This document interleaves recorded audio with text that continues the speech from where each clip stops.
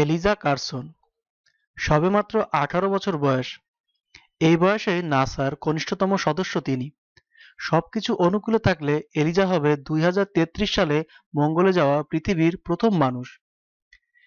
এদিকে যেহেতু সে মঙ্গলে গেলে ফিরে আসার সম্ভাবনা খুবই কম, তাই নাসার কাছে সে কোনো প্রকার যৌনতা, বিয়ে বা সন্তান ধারণের নিষেধাজ্ঞাপত্রতে স্বাক্ষর করেছে এলিজা।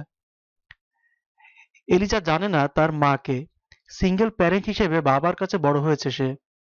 7 বছর বয়সে বাবা তাকে নিয়ে গিয়েছিলেন আলাবামার একটি স্পেস ক্যাম্পে। সেই ক্যাম্পের অভিজ্ঞতা তাকে এমনভাবে নাড়িয়ে দিয়েছে যে তার ভাবনার জগৎটাই অন্য শিশুদের চাইতে আলাদা হয়ে যায়। 12 বছর বয়সে এলিজা সবচেয়ে কম বয়সী হিসেবে আলাবামা, কানাডার কুইবেল ও তুরস্কের ইজমিরে নাসার 3টি ভিন্ন স্পেস ক্যাম্পে অংশ নেয়। তাকে সাহায্য করেছিলেন নাসার এক মহাকাশচারী সান্দ্রা ম্যাগনাস। মহাকাশের বেসিক জ্ঞান অর্জনের পাশাপাশি বিভিন্ন মিশন কিভাবে পরিচালিত হয় তা শিখে নিয়েছে এলিজা। মহাকর্ষ শূন্য স্থানে চলাচল করার পদ্ধতি, ভারহীন স্থানে থাকার উপায় শিখেছে। অর্জন করেছে বিশেষ মুহূর্তে জরুরি সিদ্ধান্ত নেওয়ার দক্ষতা। রোবোটিক্স বিষয়ে জ্ঞানার্জনের পাশাপাশি নিজে একটি রকেটও বানিয়েছেন। নাসার থেকে তাকে একটি কল নেমও দেওয়া হয়েছে, ব্লুবেরি।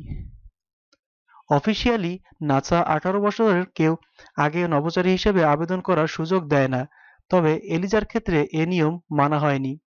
প্রথম থেকেই প্রতিষ্ঠানটি এলিজাকে মানুষের ভবিষ্যৎ মঙ্গল অভিযানের জন্য শক্ত সমর্থন করে তৈরি করতে চেয়েছে।